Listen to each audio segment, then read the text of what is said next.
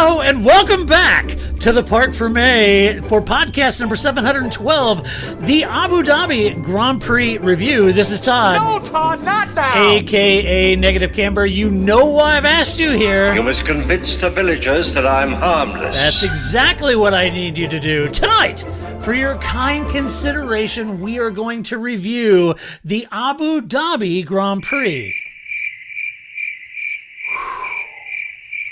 That's what we're going to do. But before doing any of that, I have to introduce my guest tonight, which of course means you all know how awesome he is. But do you know who he is? Wrecked from out of the wasteland. He's bad, he's beautiful, he's crazy. Hello, everybody. This is Paul Charles, the International. It's the International Paul Charles. I should be using my hand puppet now we've got video going. You should be. Actually, no, How you doing, I'm not Paul? allowed to use hand puppets anymore. No? Were you banned from using Yeah. hand puppets? Well, Yeah. your hand puppets were obscene, Paul. That's why. Very Everybody saw you on your Zoom call at your company, and they're all like, what is he doing? His puppet has no trousers on. No, Paul, you're supposed to do the bird. Not the, Yeah. Very kind consideration for listening to a podcast of the race we just saw. It's very nice of all of you to tune in for a podcast to review this race. I bid farewell to the season. Yes. Yeah, exactly. I know. What I was trying to write notes. It's like, what am I going to write notes? I don't know. We'll do it live. We'll just do it live, Paul. We'll see how it works out. Let's just go back to DRS again. Yeah. This is where it all began anyway. Right. Dhabi. I hate you. Damn you, Abu Dhabi. Yeah. I know. Are you crazy? Yes. I know Alonso doesn't like it. For sure. Yeah. No, he doesn't. Mm-hmm. I know that. Well, Paul, let's review the Abu Dhabi Grand Prix, the last race of the 2020 season. I've got to say right up front, congratulations, F1.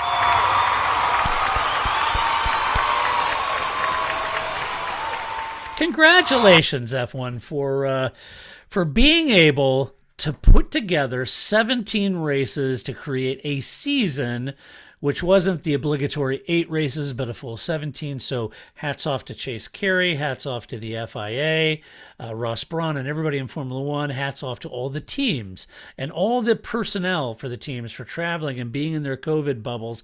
And hats off to Sky F1 for, all the team for Sky for doing the race and broadcasting, and for all the other broadcasters around the world that toured with the circus, because without all of you doing everything that you did, we would not have a season to talk about. So yes, no, for sure. I was going to say the same thing. It's like, thank goodness, they put a season together, and not so long ago we were all wondering if there was going to be a season of anything anywhere. Right. And it did come back to near normalcy for the Grand Prix. You got used to the fans not being around, or maybe the camera angles changed a little bit when they didn't feature but it really, by the end of the season, it was just like watching a normal Formula One race to me. Yeah. Being on the IMSA circuit, and obviously we were in the same boat where our season was condensed, made it a lot tougher. But their season was longer, and about the same length, if not, a little bit more. But and that circus, dragging that circus around the world is a lot different than dragging it around the eastern side of the seaboard, So you have all the local restrictions and testing, and and everyone has to comply with that, including the media and the teams and the person. Yeah, it's a grind, man, and the logistics alone was amazing. So kudos to the entire system. Yep, absolutely. And honestly, I go and say hats off to NASCAR, honestly, which I don't say very often. Yeah, they're the people that okay, we're just going to do it, and they figured out a way of putting on the first race. And I think that, we know all the different series we're looking into it around the globe. How did we get racing going? But they were the first ones to pull the trigger and stick their necks out, and I think that helped every race series actually make that next step and really push through, not just with an idea of how we would, but this is how we're going to do it. Right. Yeah, so I would be remiss if I didn't congratulate Formula One and everyone involved in that, and everyone that is orbital to that series.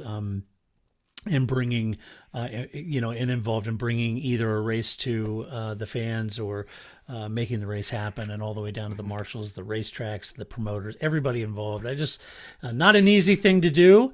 I'm incredibly grateful for all of the hard work and the sacrifice that they put in. So kudos to all of you.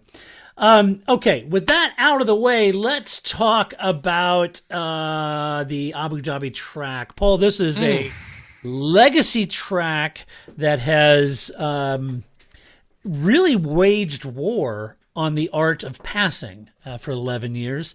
And this weekend, I'm happy to tell you that it has lived up to its reputation as a pass-free zone.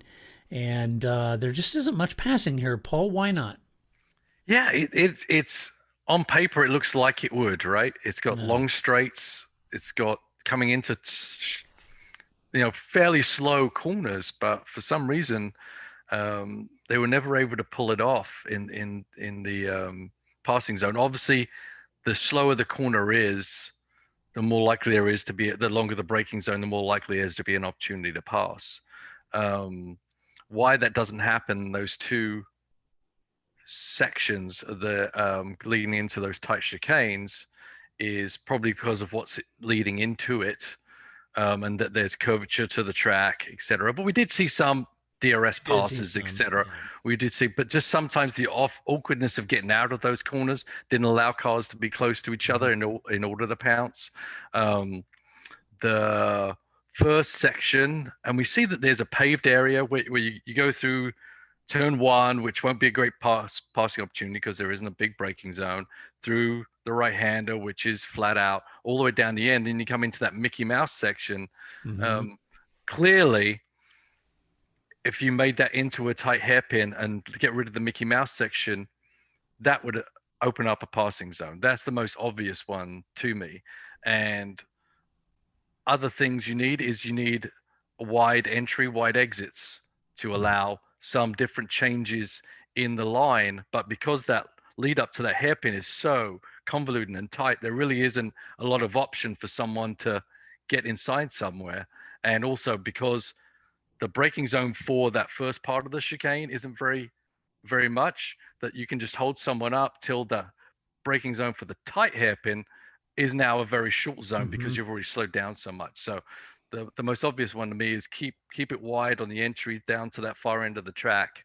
Get rid of that Mickey Mouse section for the hairpin. Make it a hairpin. Make it wide on the entry, wide on the exit, and just make enough runoff, or make that hairpin even earlier than it needs to be to allow for more runoff. But that to me is the most obvious one, and that in tune will then open up some areas for the exit down to the next area of the braking zone. So that opened up two areas just with one change in profile on corner, I believe. Yeah, right. No, I agree with you.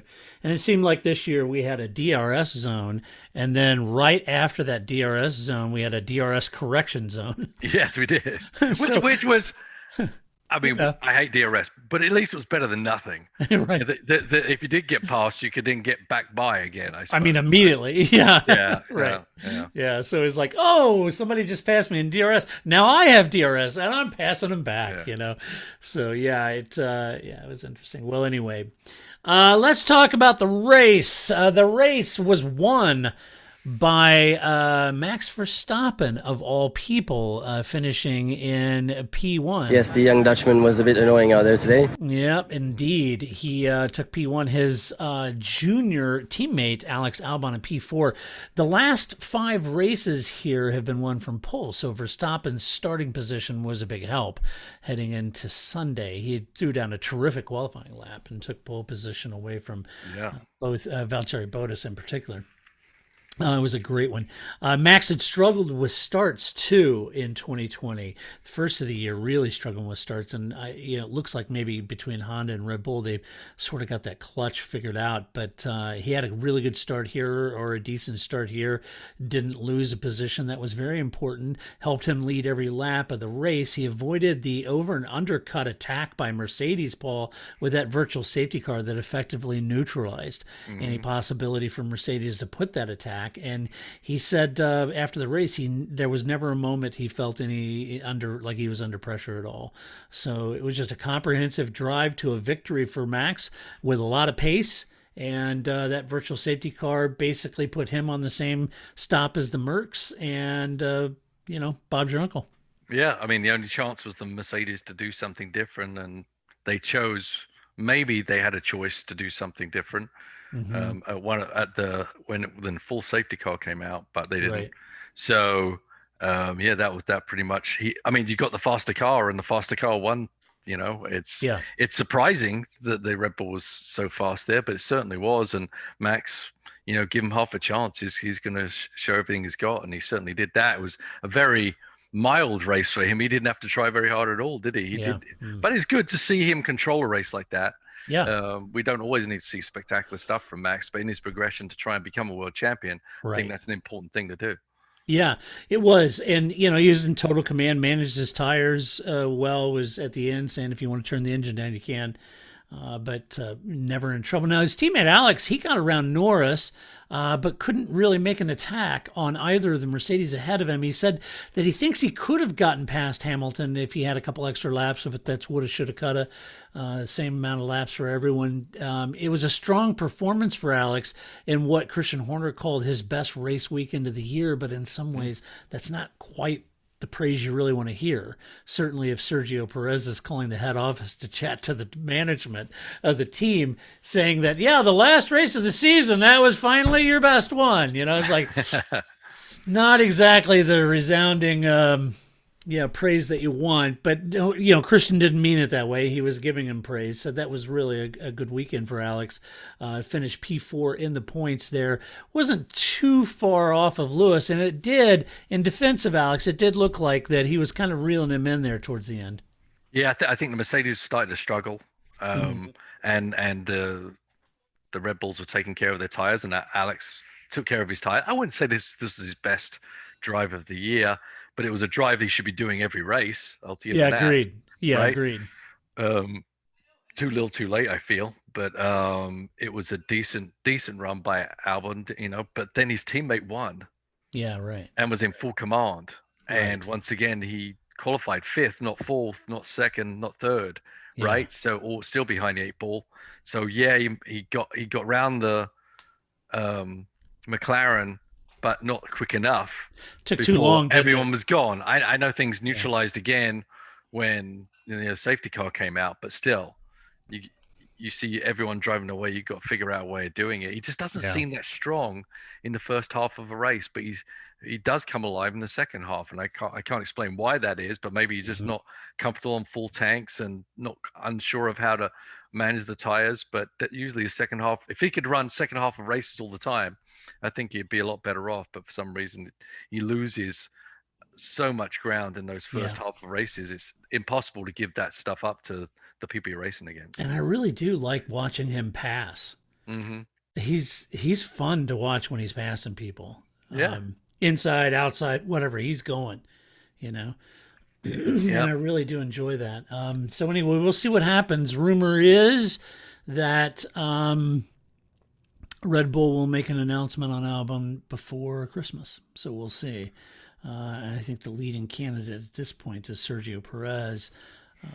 So we'll see if Red Bull. This goes back to what you and I talked about. It in our minds, and I think we're aligned on this, Paul, is that Red Bull has to make a decision. It isn't about having Max Verstappen and a junior driver you're calling up and testing out. Red Bull is a big boy team. Your junior team's where you do all the vetting of young drivers.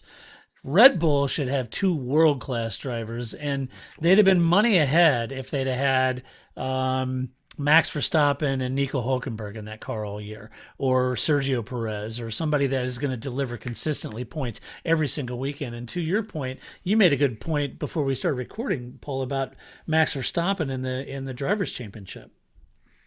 Yeah. I mean, if you have a good backup, Max would have beaten Bottas to second in the spot. Maybe that means something, maybe it doesn't, but you need someone to be able to steal points from, the Mercedes drivers, and a second driver in a Red Bull should have been able to do that. It's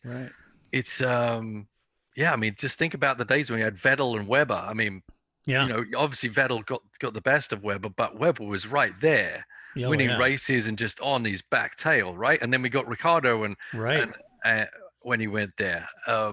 They need that kind of prowess in their drivers lineup, and they've lost that over the past few years. And I think maybe they focused so much on Max, and imagine if they hadn't have, kind of really focused on Max too much, that pissed Ricardo off enough to want to leave the team.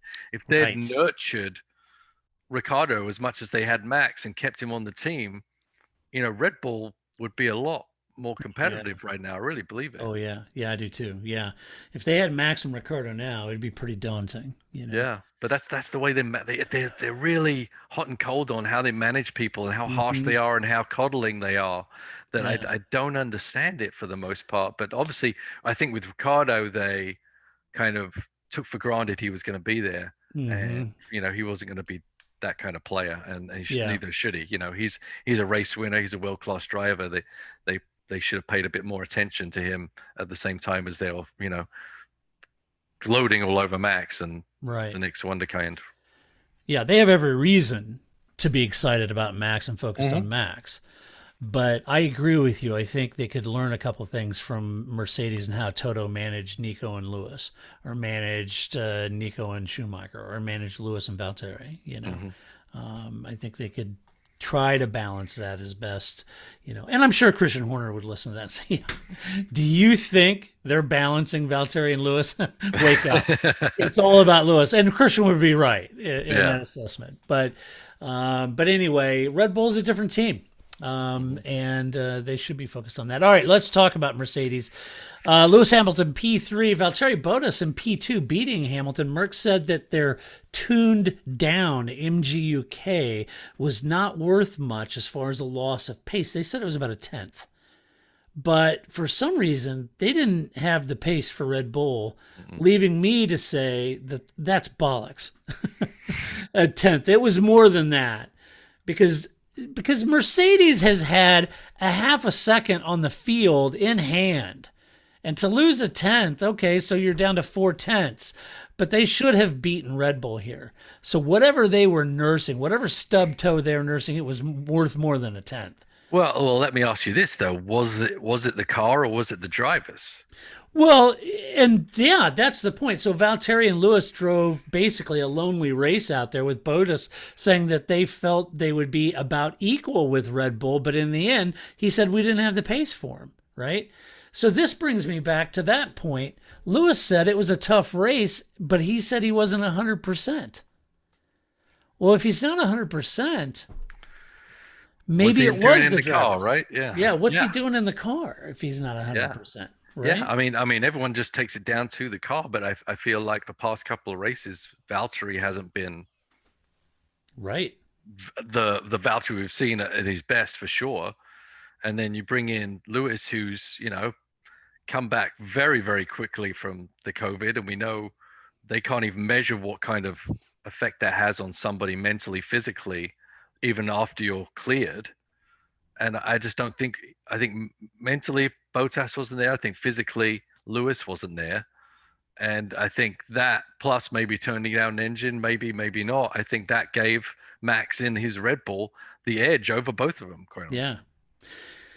Yeah, I don't know, man. I feel like, to be honest with you, Lewis is back and said, oh, man, the COVID was, really bad, and he really, really struggled physically. And, fair enough. And I keep thinking, for Mercedes, well, anyway, I'm not going to, I'll wait. I'll wait to get into what I think should have happened. When are you going to do that? I'm going to do that in the awards section. Okay, fair enough. Yeah. So Lewis said they weren't able to match Red Bull's pace, and that was evident, but Lewis wasn't able to hunt down and pass Bottas either, and he normally does that. Mm-hmm.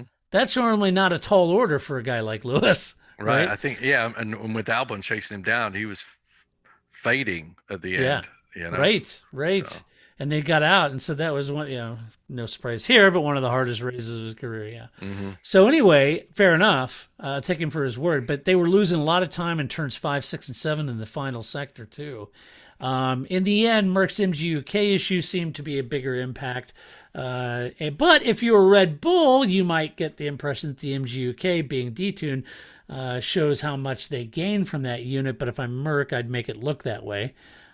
So, there's a lot of, just a tenth, and then you turn the whole damn thing down and Red Bull's thinking, well, that MGUK sure adds a lot to their performance. They lost X amount of time. It's all head games because nothing changes really for 2021. So they don't, Mercedes isn't going to go there and show their cards. Right. What's going on. So anyway, that's where they finished, surprisingly, I might add. Let's talk about McLaren. Nice, Ron. Huh? McLaren, Lando Norris, P5, Carlos Sainz, and P6. Lando had a really good start. He got ahead of Albon in the early part of the race. Now, the Red Bull did manage to get by, but Norris drove a terrific race. Didn't make it easy for Alex to get by and actually held him off for several laps, with compromised Alex's race in my mind. He managed his tires really well, was the best of the rest. And he said after the race, it was really for them a perfect day. Yeah. I mean, what did McLaren have to do to get that jump in the championship? This is exactly what they needed to do, and their drivers performed flawlessly. Norris has been a bit quiet recently, but definitely not quiet in this race for sure. Yeah. They were qualifying well. They started well. They raced well. So in both their hands, I thought they did an exceptional job and a well-deserved finish in the championship.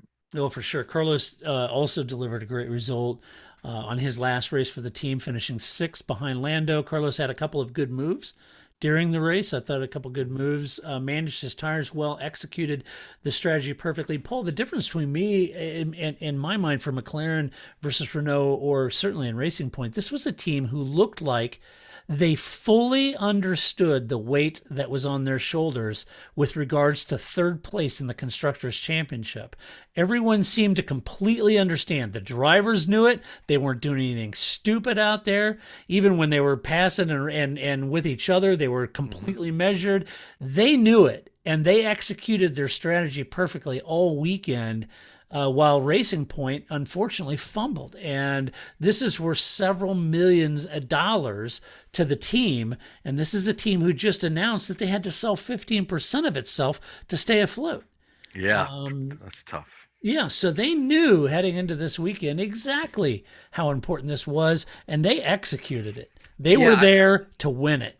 Yeah, I think, as you said, they knew what they needed, and they worked together as a team to get that result. And Sainz, just like Ricciardo, just pushing as hard as he can for the team he's driving for right now, to get the job done that team needed. I mean, phenomenal job by Carlos to do that, and for Norris, and for the whole team to have such an atmosphere within itself that everyone's in it for the team first, nearly like the Ferrari thing, right? Yeah. Ferrari first, but not being indignant about it. Just everyone was literally, the team won third in the championship, not Sainz, not Norris, not even Zach Brown, right? The whole team had to do it. And we talked about it when we've seen other teams flounder, when they're fighting amongst each other and for positions, holding each other up, whatever. That never seemed to happen at all with McLaren. No. They were always, whatever we do, we need the best result for the team every single weekend. Right. Sometimes the car wasn't there, but it was there this weekend, and they definitely executed. And they executed on it. Paul, and this is a team who's, unfortunately, their balance sheet and financial struggles played out publicly in the media all year long, and that's not easy, to have air your dirty laundry out and struggle like they were, and trying to find money and trying to find sponsors. And this is important to them. And they all executed and worked well together as one cohesive unit to get this done. So kudos to Zach, to Andreas Seidel, to the entire team, to the two drivers for playing well together and being teammates and not doing boneheaded, stupid stuff. Carlos could have thrown the whole thing away trying to get ahead of Lando and for his final race, but he didn't, Right. Absolutely. I don't know why they've got so many financial issues, because maybe it's ramifications of floundering at the back of the pack there and always relying on the money that you used to get from being one of the top teams. I don't know. Or is there the money that came in from Middle East slowing down. It seems like certainly Yeah. percentage of the team are being taken over by non-Middle Easterns. So I don't know, but whatever they can do to stay on the grid, they're certainly a very worthy team, and they're still, moving up. Yeah, So absolutely. A lot of smart women and men over in Woking, for mhm. sure. Working on that team, in that team, working hard from marketing to PR to engineering, design, fabrication, to haulers, everybody working really hard as a team effort. Really good to see that. Renault, Daniel Ricciardo P7, Esteban Ocon P9. The team ran a split strategy, Paul, and let the hard compound shot Dan buy Ocon early on, which was interesting because Ocon was on the medium tire. Yeah. And so Dan was quicker, so they made the call, got Dan around Ocon, maximized Dan's pace. Dan did a really good job at tire management. He ran the longest stint of anyone to come home in seventh for his final race in Renault. He said he feels completely vindicated. He feels fulfilled in his job at Renault in the last 2 years to watch them turn the corner and start heading in the right direction. And I would agree. I think Dan played a large part in helping that team get turned around. And it's, if you're Cyril, I don't know how Cyril feels about it, but I feel bad that Dan's leaving. I think, they turned that corner. He put a lot there, but, Dan's got to do what's best for Dan. It's just a shame that he's not going to be around to try to keep lifting that team. Yeah, it is a shame, isn't it? I mean, there's not much you can do in 2 years. Yeah. You need a bit more time of that as a driver. I think Dan did a great job, as you'd expect. Personable guy, Yep. just drives his ass off every weekend. That's inspires everybody, even if you don't say a word, quite honestly. So it's a shame he doesn't get to fulfill a legacy of bringing that Renault back to winning a race, which is obviously their goal. He's certainly capable of doing that, but I'm sure he's pretty happy about going to McLaren too, because they look pretty sharp right now. It's ebbed and flowed over the season. It's like, should you leave? Should you not? The decision was made, right? But even so, even in the Renault group, as we talked with McLaren, it seemed like everyone was, pretty behind Dan. No, there wasn't a lot of backstabbing and you're leaving the team, so we don't care anymore. They got a job to do and they did it. It was intriguing though in the race how different cars, different teams, different tire compounds, you couldn't quite put a finger on what was the right decision, because every driver team combo with compound were getting different results really. And it was strange that Dan so quickly in the stint was ending up being quicker than Ocon. And Ocon, when they asked him, can you drive quicker? And he said, sure. Well, we didn't see any of that. And in the end, pretty quickly, they made him let Dan by. So not good for Ocon, I don't think. But as we said, the compounds tire, it was a whole mismatch out there. So I don't know if you can blame the drivers fully for that. It was a bit of a lottery system on the pace of your car at any moment. Yeah, it was tough call into the strategy to thinking that the hards would be that fast. And I agree. I was like, that was interesting. Well, Ocon had a tougher day. He boxed with everyone else, Paul, so he was in traffic for most of the day, got hung up in that DRS train. His last lap overtake of Lance Stroll was really salt and Racing Point's wounds, but despite that strong finish, they suffered ultimately. Renault suffered from poor qualifying on Saturday. That put them on the back foot to mount any sort of effort or chance to trying to make a run for third in the constructors. So I think Cyril, his post-race comments were a little less glowing about the race, and he managed to pee in everyone's Cheerios on that, which he's wont to do. But anyway, it is what it is. It is what it is. Yeah. But yeah, track position is key at this track. A track that's really difficult to pass. Even if you're on older tires, it's sometimes better to just be in front. And Danny made the most of that situation. So. Yeah, he sure did. AlphaTauri, Pierre Gasly in P8, Daniel Kvyat P11. Daniel was running well early on, but when they double stacked those stops, it really cost him some time. And then he was passed by Gasly and Stroll, leaving him out of the points and most likely leaving him out of a ride. Where's my ta-dum? Why does this always happen to me? Exactly.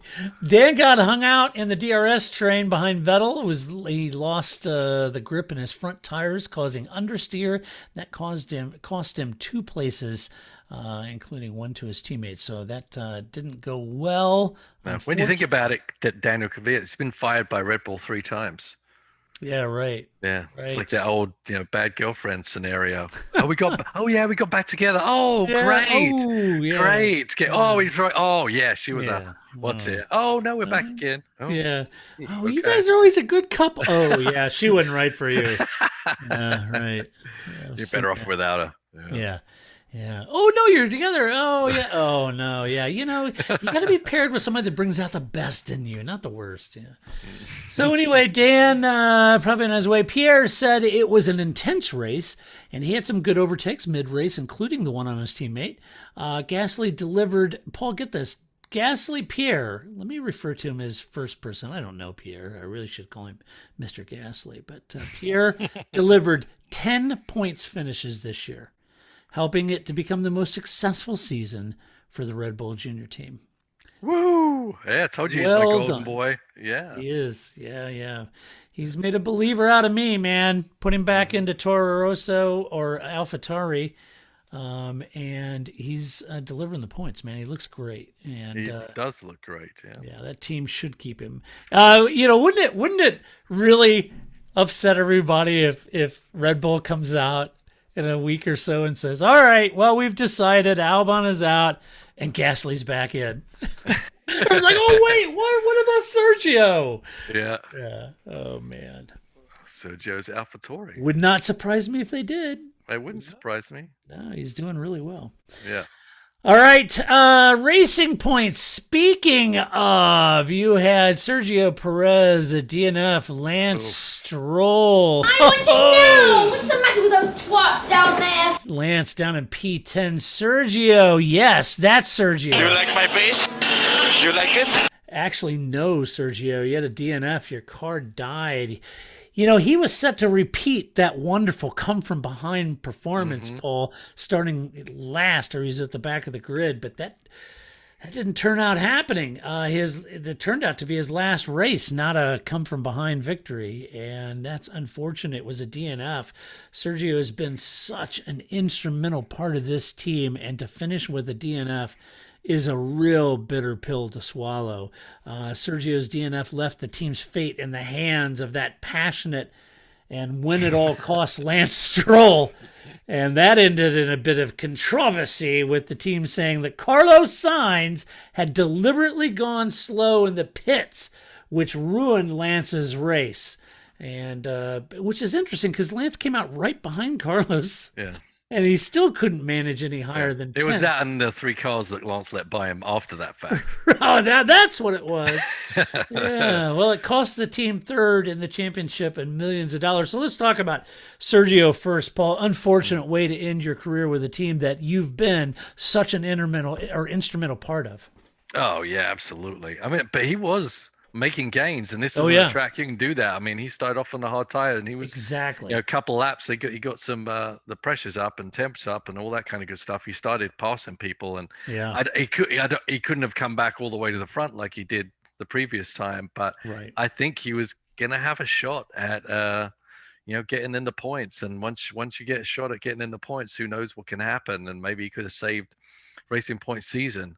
But he never got the chance. But the good thing for him was he was still carrying on his momentum from the previous race of just being fast and passing people and making forward progress. And that's what most people will remember him for. There's a part of that that's got to be saying, sorry, guys. Yeah, well, you're firing me, and it's your own fault with the DNF. Sorry you didn't get third. Boo-hoo. It is tough, though. I mean, over the many years he's, driven with them. I'm sure there's a lot of people in there he's known for a long time. So I'm sure it's tough, no matter whether he likes the Strolls or doesn't like the Strolls or their decision-making process. Yeah. You're leaving a team. You're not leaving the owner. That's right. You know what I'm saying? Yeah, and he's close with the mechanics and the people on his Mm-hmm. side of the garage, and certainly there's people in that team he cares very deeply about, and I'm sure he wishes them the best. He's not happy about it, I'm sure, but he wishes them the very best. So anyway, so you got that Lance unable to pull it out and get this team into third, so they lose third in the championship. That's millions of dollars for this team. McLaren needs those millions of dollars, but Lawrence Stroll apparently doesn't. So, He needs them. He wants them, should we say? well, then he needs his son to drive faster. Mm-hmm. So there you go. Alfa Romeo, Kimi Raikkonen in P12, Antonio Giovinazzi P16. Antonio bested Kimi in qualifying. Couldn't repeat that on race day. After his outstanding, amazing season, did you hear Will Buxton? No, I didn't. Oh hear my God! It's like What? Giovinazzi won 3 races this year or something. By the what Will Buxton was saying, he had an amazing season. He showed great pace and progress. I'm like, what races were you at, Will? I think he's hyperventilating under that mask or something. You crazy? What? I didn't see any of that from him. So, I didn't see that either. I guess I wasn't watching that close. I need to look a little closer next time. So, all right. Well, fair enough. He sunk down to 16. They kept him out on mediums when the safety car came out, and that's a shame because the team actually did look like they had some pace here. They had some decent passing. They looked a little more racy at this track. Kimi said it was a good race, spent most of the race battling the Ferraris and beating them, actually. And Kimi Raikkonen, ladies and gentlemen, was the fastest Ferrari on the grid. How about that? Shall we give him applause? Yeah, we should. Absolutely. Well done, Kimi. Yeah, absolutely. I think that, Steering wheel. Claps on steering wheel here. yeah, exactly. And I know what you're thinking. How the that's possible? I don't know how that's possible, but we'll talk about Ferrari in a minute. But luckily, Ferrari are very confident on their engine for next year. Should they be? I don't know. That's what they said. Yeah. I don't know at this point. I believe everything I hear, Todd. You know that. So At this point, I think I'm about moving this sound effect over to Mattia Binotto. that is a good move. Yeah. Oh boy, Ferrari, Charles Leclerc P13, Sebastian Vettel P14. Vettel jumped Leclerc or however you want to pronounce that, at the start, and then held him off despite the split strategies with Seb on the hard compounds, Charlie on the mediums, and Seb made it difficult for Charles. Couldn't get around him. Charles hung on Seb's tail, though. They both ran in the top 10. For the first part of the race. And I thought, well, okay, may not be that big of a disaster. But when the safety car came out, team chose to keep the duo out on track. Martin Brundle read that instantly and said that he thought that was a bad move. And as it turned out, once they did box, they fell down in the order and finished behind their own customers, Alfa Romeo. So it did not work out well. No, track position is key, and they threw it away there. I mean, but pretty much everyone pinned it except Ricardo, right? But Ricardo stayed out. That gave him an advantage, but they had no business staying out there. They didn't have the pace, they didn't have the tire life. So right, it was not good. Mattia Binotto was not at the race again this weekend, Paul. Mm-hmm. Said he was ill, but it was not COVID related. Of course not. Is he the one that's had COVID a lot? Did he have it? Really? Maybe not. Maybe. I don't remember. Someone did. I can't remember. Oh, the CEO of Ferrari, right? He quit this. Yeah, that's just it. Louis Camilleri had a shock announcement that he's retiring as CEO. That means John Elkann's going to be in the temp role. So, yeah, another shake it all up again. That's just, exactly what they don't need, right? It's exactly what they don't need. And it's exactly what they're doing yet again. So, at this point, as a Ferrari fan, you're just at home going, Cheap, lying, no good, rotten, four-flushing, low-life snake. gosh, what is going on? Ferrari has got to quit with the whole arms waving like the old Ferrari pit stops back in the 70s. No one knows what they're just running around with their arms on. As much as you could draw McLaren's fall all the way back to the Ferrari, the Spygate thing, and the $100 million fine, you can draw Ferrari's fault all the way back to the firing of Luca Di Montezemolo and the whole structure from then on. Ever since they did that, it's been on a straight path down. It wasn't Alonso's fault. They didn't win. It's not Seb's fault. They didn't win. And it won't be Carlos Sainz or Charles Leclerc's fault. It's the team, and they've done this, and they've got to get the management structure figured out over there. And then it's like I watched that whole Ferrari, their celebration thing they did, and they had Louis Camilleri come out, and Jeff Elkin. It's just those two. It was like they're on stage. There's no energy, no passion. Not like Luca had for Ferrari. Oh, right. Oh, yeah. He had a ton. Oh, my gosh. He bled Ferrari. Yeah, he did. Yeah, it's a shame. Yep. All right. Now we're down to Williams. So you got Williams, George Russell, P15. What's his first name? Nicholas Latifi, P7. Nicky Latifi. His Nicky Facebook Latifi. Nicky. Oh, nice. Hey, I got to be honest with you, Paul. George drove a terrific race. Ran all the way up to P15. He had little help. There was little help from the safety car. He had no attrition to speak of other than Perez in front of him. So 15th was the best he could do. Had he had any attrition or anything had it happened up there, he would have done better than that. So it's a shame. That's the best he could do. And that's a shame because Lewis wasn't 100%. And one wonders what may have George done against Max if he was in that mark. I haven't been wondering that at all. No one on social media has been tweeting, what the hell? Yeah, I mean, George has been doing what he's been doing all season, right? Sure. Yeah. Carrying that vehicle into places it probably shouldn't be. Yeah. And Latifi's been showing you exactly where it should be. Yeah, right. That's so exactly right. Yeah, so I mean, yeah. It's hard to come back this weekend and Lewis is like puttering around in third, and if you're George, you're thinking, Help! I'm being repressed! Tough being lapped when you were dominating the entire field the week before, for sure. Yeah, Must be tough on George. Hopefully things change quickly for him. Hey, you know what Nicky did? He beat Spin? both Haas cars. Oh, yeah. That's what he did. Yeah, he did. Boom, boom. Actually, That's right. Actually, Latifi, oddly enough, had really good pace in his last set of tires. I couldn't even figure out where that came from. Yeah. But he was like the best he's driven in that last half of a race that I've seen drive all year, really. Yeah, he did look good. Yeah. I agree. And then finally, we're down to Haas, Kevin Magnussen, P18, Pietro Fittipaldi, and P19. From Kevin's point of view, he was just happy to complete his final race for the team and thanked all of them for his support. It was very touching to hear them. They really do like Kevin. So interesting, they interviewed him after the race, and it was interesting. There was who's that guy for Sky? I can never remember his name. Blondie? The blonde guy. Yeah, you asked me this last week, and I had it right on the tip of my tongue. Lazenby. That's it. I should know that. George Lazenby, the James Bond guy. Lazenby, yes. Right. Simon, yes. George Lazenby. It was only Bond once, though, right? That's right. Only once. Right.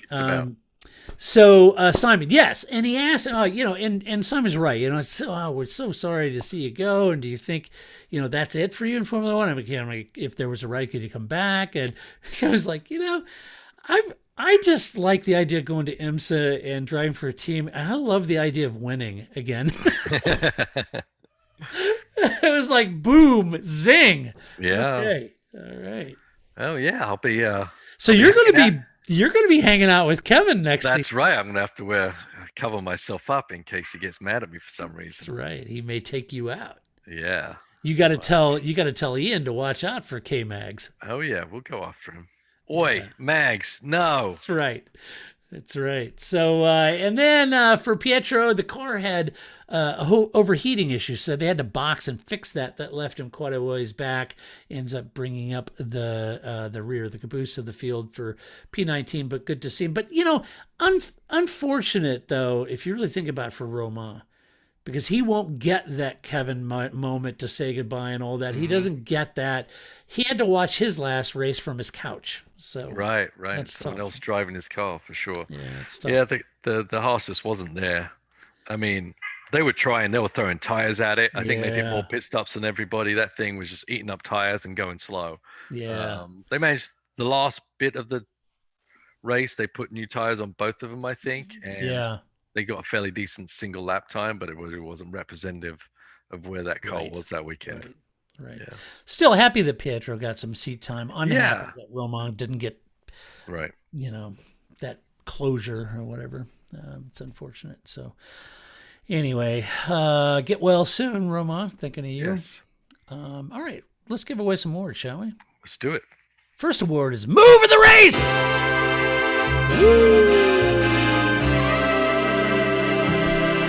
All right, Paul, Move of the Race. Who'd you give it to? I'm going to give it to Mags because, I know he listens to the podcast, and, when I see him in January at Daytona, he's, I'll be able to hand the award to him personally. So That's a great idea. yeah, I'm going to give him the award because his first lap was phenomenal. I think he started at the back. He passed like 4 cars in that first lap, and they happened to hone in on that on his start because there was little else happening anyway. But it was a good flurry of passes for him in his last Formula One race. I'm sure he had the bit between his teeth to really stick it in. Unfortunately, Carl couldn't live very long at that pace, but it was fun to watch what Kevin does well. And I really do think Kevin is a phenomenal driver. Yeah, I do too. And probably does deserve to be in Formula One still, but that's the way things go. I agree. Everyone's really upset about Perez not having a ride, and I understand for all the right reasons. But I'm like you. I think Kevin's actually a really good driver, and it's unfortunate that he's not going to be in Formula One.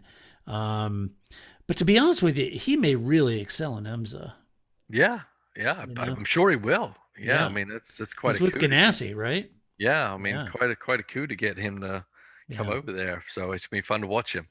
It's fun to see guys that jump out of Formula One and jump into a different series because they are just balls to the wall. Yeah. Honestly, they eventually that wears down a little bit. But when they come in, it's like they're like fireballs out there. Just unleash the hounds. It's the good news is he's got a seasoned dad in that series that can kind of coach him a little bit. Yeah, that's true. It's true. Yeah. So he's got his dad there to coach him a little bit. So that's good. My move of the race is McLaren. They teed this weekend up. It looked, after last weekend and what Racing Point did with the win and all that, man, it looked like third place was pretty much Racing Point's at that point. And they walked into this race weekend laser focused as one team, one unit. And they made the absolute best of it. It was a great weekend, great move by the drivers to finish up in 5th and 6th and bring home that third. So, as I say, congratulations. That whole team is great. Yes, congratulations. All right, well, the next award is Donkey of the Race. We'll do it live! All right, Paul, Donkey of the Race. I'm giving it to Abu Dhabi circuit. Abu Dhabi. Yes. I mean, we've been struggling with the circuit for so long. It's not just that the layout doesn't help passing and usually it accounts for boring races. We've had boring races at all kinds of tracks. At Bahrain, we've had spectacular races and boring, but this track just never puts it forth. And the inability of anyone to somehow do something different. We're talking about race strategy. Do something different than what's happening, because basically the result is going to be the same unless someone does something different. And, there's enough money there. There's enough land there to go, put another piece of track in there or take another piece of track out pretty easy. I know. And, but they still haven't reacted at all. And it's such a shame because it's the last race of the season. And you're just like, well, once qualifying's over, that's nearly the race is over. It's like, I'd rather go back race to of the season. I know. I'd rather Interlagos be the last race of the season. It's just a shame. We know Formula One are slow to move on a lot of things, and this is one thing they, it doesn't matter how many DRS zones they got in there. They need to change the track, admit defeat on the silky design, and do something different. I agree. I'm giving it to Mercedes. Turning down the engines, See, Mercedes missed a big opportunity. Lewis wasn't 100%, and he knew it. And yet he came back and got back in that car. said all weekend how bad he was, how bad COVID was. Said he had stuff and still had congestion or whatever. He wasn't 100%, and he knew it, and he got back in that car. And to be honest with you, there was really not a lot of reason to. He'd already won the championship. There wasn't really any reason for him to rush back and get in that car, except for if he wasn't keen to have George get back in that car. Right. Mercedes missed an opportunity. I think they folded like a lounge chair on this thing to Lewis and let him back in the car. No, it's Lewis's car, and I get all that. But man, you're Mercedes. You had an opportunity to pull off a PR dream and putting George in that car and letting him run and give him another shot and let him go at max, right? Mm-hmm. Lewis wasn't feeling it. And neither is Bottas. He checked out half the season ago, right? Yeah. So from that perspective, I think McLaren turned the engines down, just let him putter around, put Lewis in the car, let him putter around, give a win to Max, and let him go. And that's unfortunate, man. Yeah, I don't think they were expecting it to be as that Max would win. I still think the bravado would think, well, Bottas is going to win. But you're right. I mean, the only reason Lewis struggled to get back and put himself in his car was purely to block George from getting in the car and getting the adulation of the masses, and another chance to prove that someone else in that car can still do some pretty special things. Also, there's other special drivers on the grid, and he did what he needed to do. It's going to help in his negotiations, because all we've got is one race to show what George did. And and it was a weird, a different track layout and everything. This whole year's been weird, obviously, but there's different ways Lewis can play it to say, well, that was just an anomaly of a race. But you need me, and you need to pay me all the money that I want, to get back in the car.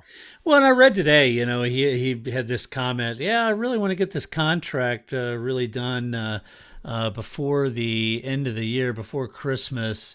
His quote was, hopefully over the next couple of weeks, they'll get it done. We'd love to get it done before Christmas, I think.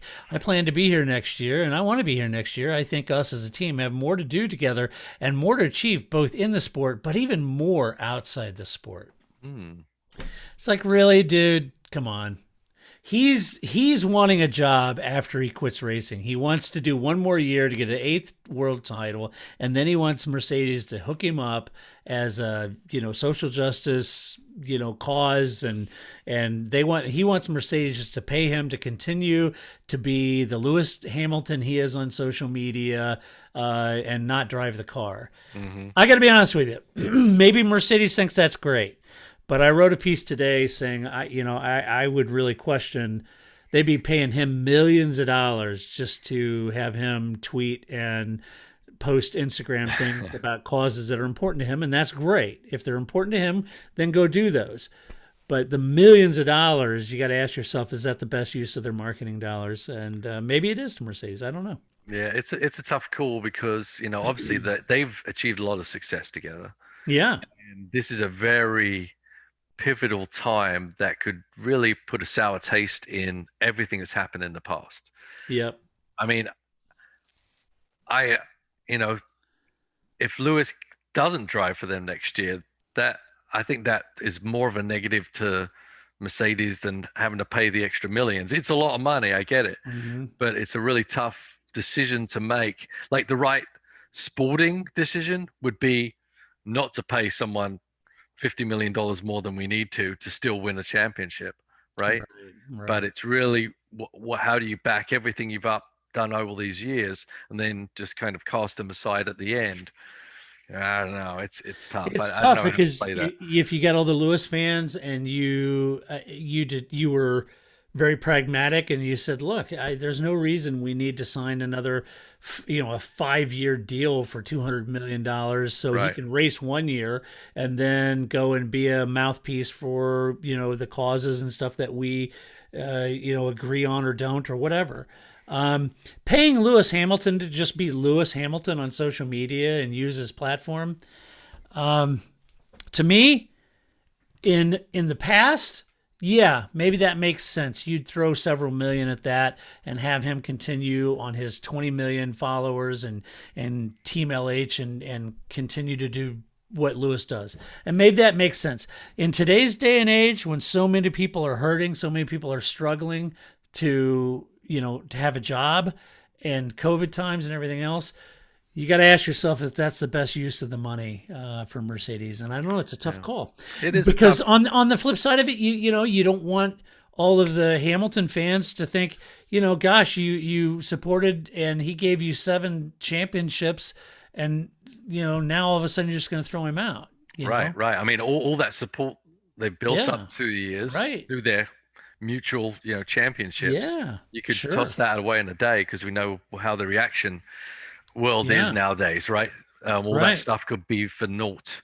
Right. So, tough one to call. Yeah, it's a tough one to call. And but anyway, I feel like in this weekend, it'll be interesting to see what Mercedes does. Do they re-up and offer him a job and do all that stuff, honoring the success they've had together, like you said, or do they say thanks but no thanks, and then all of that success and Mercedes, who knows? What's Nico Rosberg gonna do? Think about Hello, him. Nico. Yeah, we don't need you anymore. So anyway, I feel like this weekend, if Lewis wasn't 100%, Mercedes should have given George another go. I think that would have been a PR coup for them. It would have made an exciting race because everyone would love to see George try to go after Max because Lewis wasn't feeling it. He couldn't beat Bottas at that point. Driver of the race.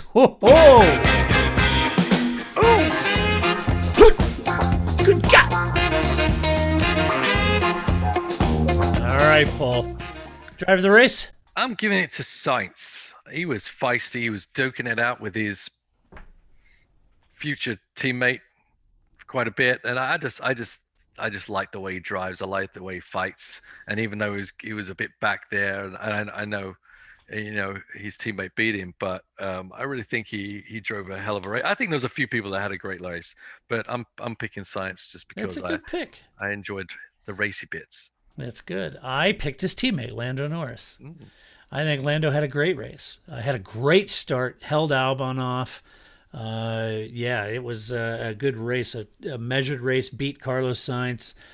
Just a good weekend all the way around for Lando. I thought it was a great race for him.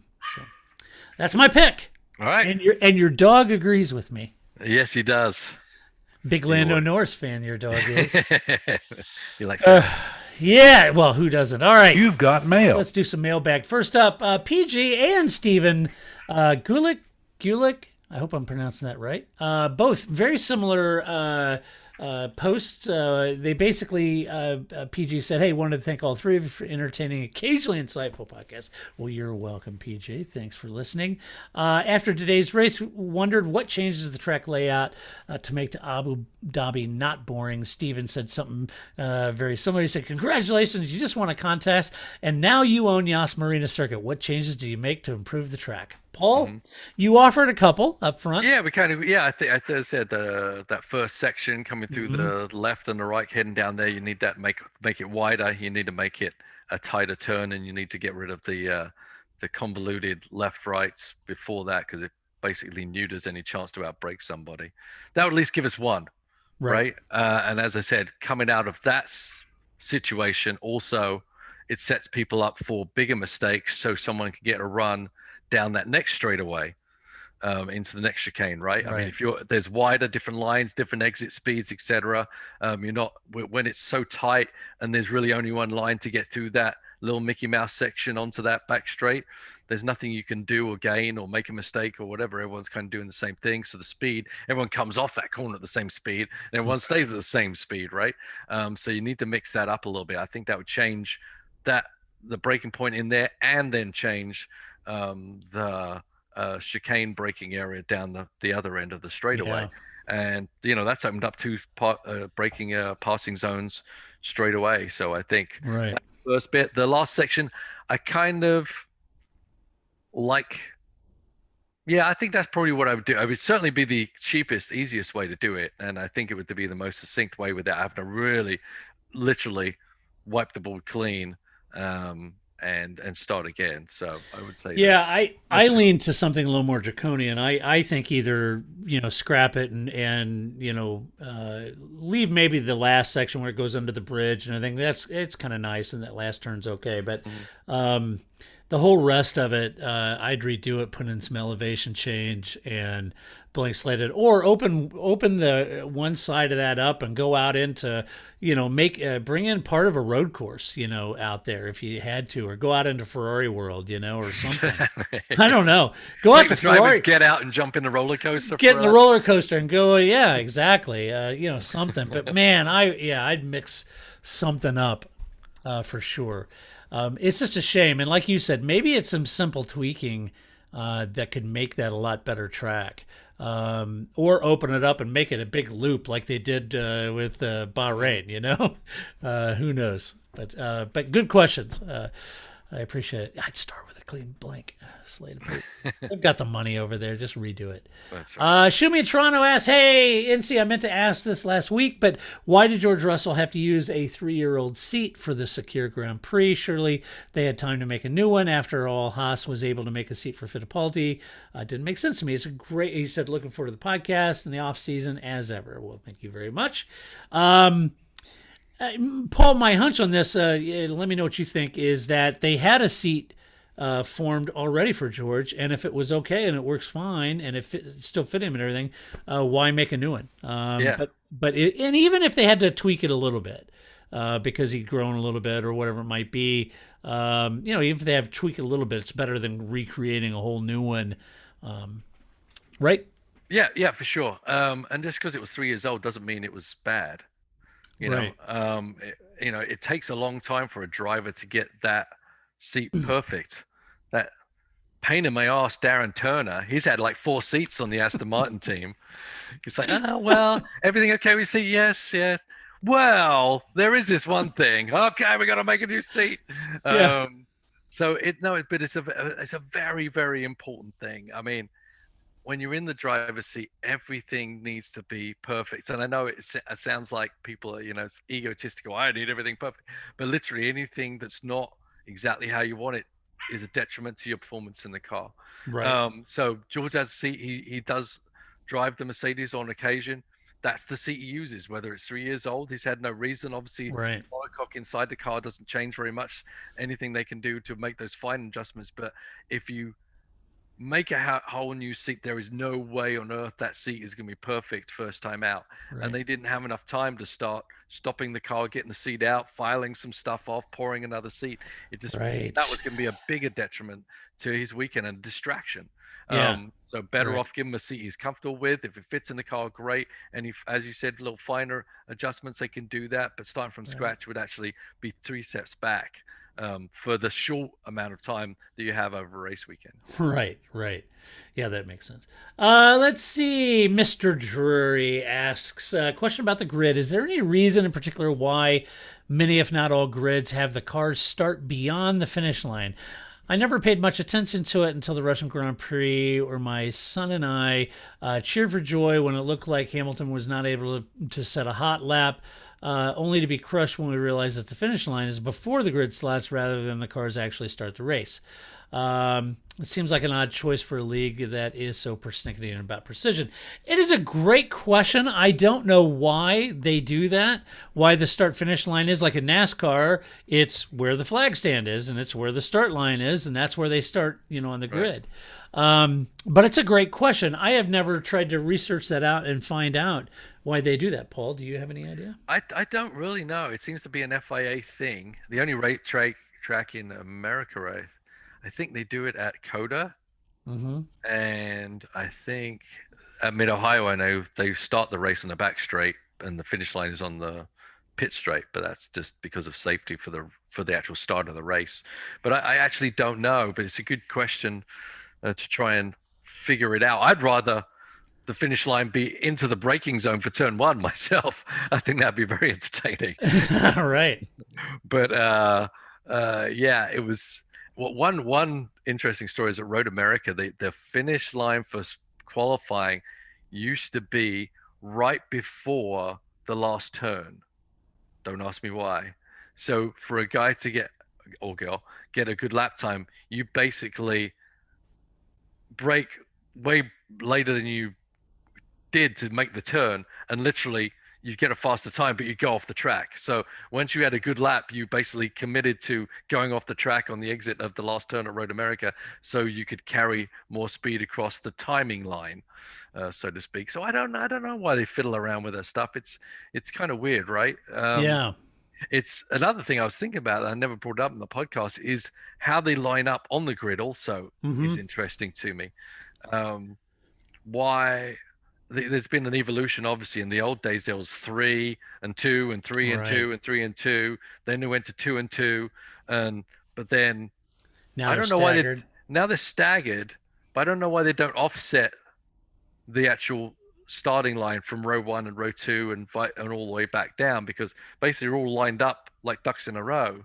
Someone stalls, you're a lot more likely to have to run in the back of another car, right? But if you're offset every row, I think that's actually a safer way to go. It might actually enable some more passes into turn 1, because someone's not able to lift off and all that kind of good stuff to try and, even if you get a good jump, they can lift off and stop your progression anyway. So yeah, we need to look why they've changed the alignment on the grid, as well as a very good question, obviously, and why do they change the finish line versus the actual start line? It's a good question. If anyone has the definitive answer, put the answer in the comment section of this podcast at the website, theparkfermé.com. Next up, Matt asked, thanks for keeping the pod going through this strange year. Well, you're welcome, Matt. Thanks for listening. Even before Sergio's win, to me, it was clear he should be racing at Red Bull next year on merit. I think it would be a benefit for Max to have a season pro alongside. Well, Matt, we have talked about this last couple of races, and Paul and I agree. Red Bull should have 2 season point scoring veterans. Absolutely. I would endorse Sergio going there. I would have endorsed Hulkenberg being there. Certainly Ricardo staying there. Matt was asking that Sergio had made the comment that if he didn't have a ride in 21, 22, he was very confident about, and he was asking who that would be, or who do we think that would be. Personally, he says using process elimination, he thinks it would be Renault. I tend to agree with that, Matt. And matter of fact, I argued that if he didn't sign for Red Bull next year, that Renault should pick him up instead of Ocon, because they could use Sergio and Fernando Alonso, which I said would be Spanish-speaking gold on that team, to have both of them there. So if you wanted to maximize point potential, having Sergio and Fernando at Renault would be awesome. And I said they should do that next year if Red Bull doesn't pick him up. If they don't, then I still think maybe Renault is a logical choice for 22, Matt. But I don't know. What do you think, Paul? Yeah, no, I mean, it makes sense. Is Ocon on a 2-year? I think it was a 2-year deal. Right, and he's on loan from Mercedes still, or did Renault buy him out from I wanted to think that maybe he left the Mercedes thing. Okay. In order to do the Renault thing, but don't quote me. He still could be contractually on loan from Mercedes. Yeah, for some reason I thought he was still in that Maybe group, he is, but he's locked in, and they cannot ask for him back. Right, that might be it. End of the thing, and it's interesting though if Perez does pick up the Red Bull ride, what does that mean for that spot that he has for 2022? Right. Is it like contingent? If I don't get a ride, I do have a ride, or has he got a 1-year deal at Red Bull and he's already signed for Renault for 2022? Right. I don't know. Yeah. But, yeah, it's interesting. I would agree. Perez was going to be like literally the catalyst for the whole driver market at this point. Yeah, it's so weird, And I wrote a piece a little while ago about, this is just F1. I mean, the F1 is littered with drivers that everyone kind of felt should have still been in F1, whether that's Van Dorn or Hulkenberg. I listed a whole heap of drivers in the last 10 years that are not in F1 anymore. And by all rights and merit, very much like Perez should be. And Paul, you were just telling me the other day you were still sad that Harry Anto wasn't still in F1. It was So- over many beers, evidently. Right. I don't remember that. Darn it. Anyway, let's see. Finally, Senor Rob asked, he goes, I have a question for you guys, but while I have your attention, I'd like to thank you and Grace and Paul for, again, making the Formula One season that much more enjoyable. I could say a lot more, but I don't want to take up too much of your time. It's just an effing great show. Well, thank you very much, Thank Senor you. Rob. That's very, very kind of you to say. He says, on to my question, I'm planning to attend the U.S. Grand Prix next October. I'd appreciate your input on seating locations. I'm a plan on attending both Saturday and Sunday. Thank you again for putting on such a great show. Merry everything. For you and your loved ones, stay safe and healthy. Happy New Year. Well, thank you, Senor Rob. I think Paul and I are pretty much exactly aligned on this thing. I don't want to put words in his mouth, but Paul, I think you and I have always said that for us, the best seats at COTA are between turns 6, 7 to 10-ish and in that area because, as Paul pointed out, when we first went there, I was in the paddock doing some stuff with Shell and Ferrari, and Paul did a walkabout, and then when I actually got able to come out, Paul said, dude, yeah, we got to go down here. This is the place to watch these F1 cars. And he took me down there and he sat me down on the grassy knoll down there by turn 9 or whatever it is. And he said, just sit your butt there and watch this.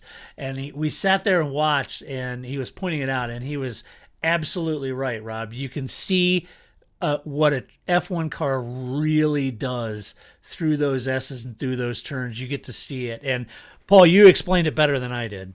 Yeah, I mean, absolutely. You have to be there and watch it and point it out, but you definitely see where different lines are changing, where different throttle applications, who's getting later on the brakes, who's carrying different gears through the corners. You can see different changes with the cars individually on their fuel loads, etc. You can just tell a lot about the car that you can never see from TV, from the dynamics of the car and how it changes direction through the S's, etc. But if you're there Saturday and Sunday, I would say it's worth taking the walkabout around the track. Right. in the at least for one of the sessions, you can make it all the way around. But sit your butt down between 3 and 9. All of them are pretty good for different reasons, and you won't be disappointed. It's pretty cool stuff. Oh boy. What? It is a great spot. Yeah. And I'm excited that you're going because it's a good time. I already booked my room. Did you? Yeah. Good As for soon as I you. got the date, I booked the room because I could get, before it all gets, too crazy, I can just use my regular base points from my Hyatt. And great. Yeah, I've got a room right at the airport, so easy. Oh, that is great. Mm-hmm. I may have to come down and sleep on your floor. Well, you're welcome.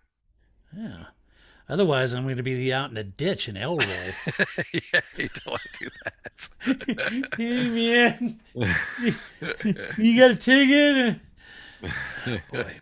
Anyway, all right, Rob. Thanks for the question and the kind words. That does it for this podcast. Now, we will be back. I haven't quite decided this. I'm looking at my calendar here. I haven't quite decided what we're going to do. I know next week I'm going to try to have a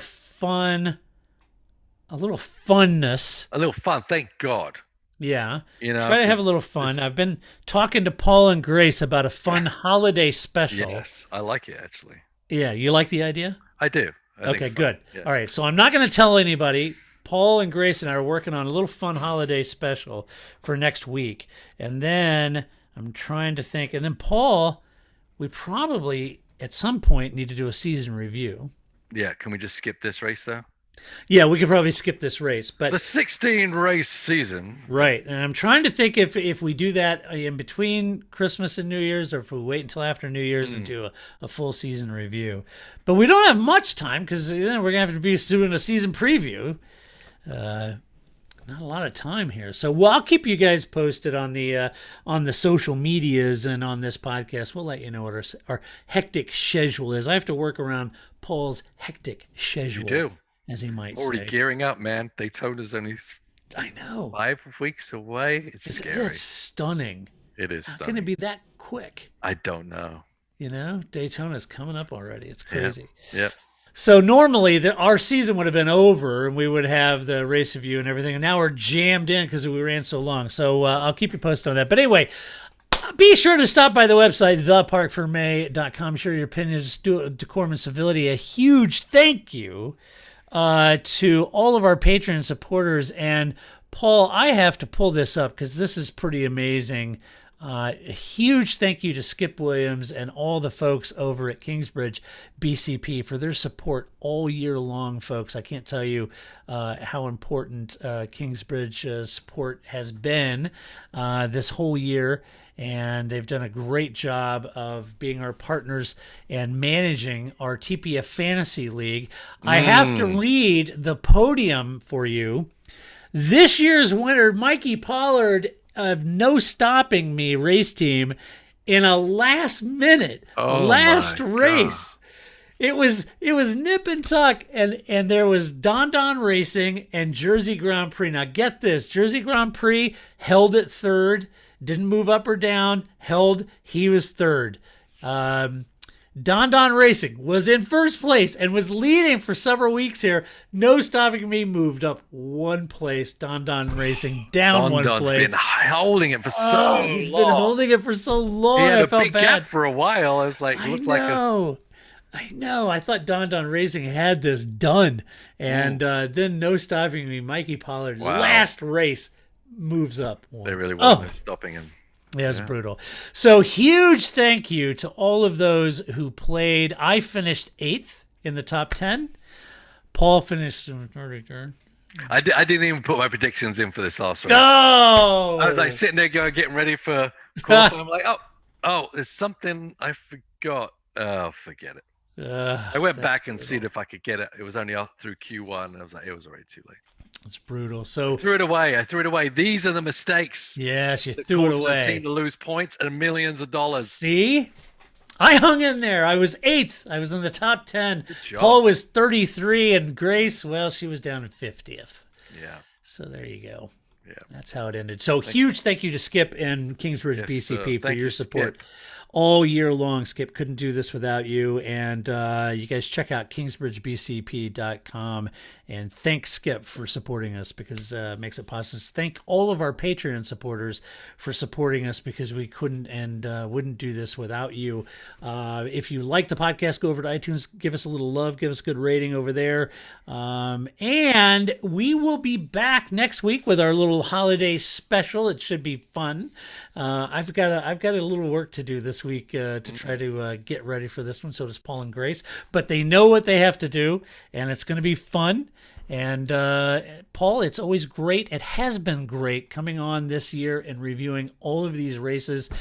And my friend, for you to make this room to do all of these compressed, back-to-back races on top of your day job, which is, working with this race team of your own races, which was a compressed schedule. I can't thank you enough for coming on and doing all of the race reviews with us. It's been a joy. You're welcome. Yeah, it's always fun. It's been tough, but life is tough sometimes, but but if it's fun, then ain't so tough, right? Right. It's been a lot of fun. I've really enjoyed doing this with you this year. Yeah, I can't even remember what it was like before the season started at this point. Did we literally do these every week? And there was nothing going on. What did we talk about? I don't even remember at this point. I know. Yeah, it's crazy. Yeah, it's just crazy. So anyway, we'll be back next week for our holiday special. So stay tuned. And for those of you that are new to the podcast, we don't stop in the off season. We keep going. Even when everyone else rolls up the sidewalks and quits for the season, we keep going and we keep talking about what news there is. So we're with you here for the long, cold winter months. We'll be here. And thank you so much for listening. So until then, till next week, we'll do it all over again. This is Todd, a.k.a. Negative Camber, saying so long. That's it, man. Game over, man. It's game over.